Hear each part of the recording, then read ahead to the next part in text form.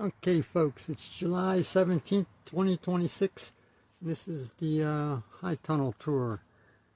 Got some nice cucumbers in here, number 44 and 45, and there should be another 46 over here somewhere, but they're doing real good. 3 vines so far. The eggplants got lots of blossoms, haven't set any fruit yet.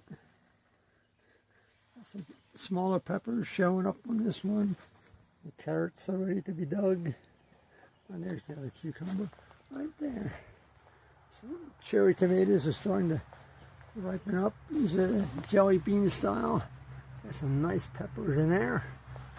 The next crop of carrots. Lima beans are starting to show decent size. These eggplants aren't doing much of anything except sitting here taking up space. The sweet peas are blooming. It makes it smell real nice. Another eggplant with lots of blossoms. The hydrangea cuttings, rootings are doing real good. You should be able to be set out for real next year. That's it for today.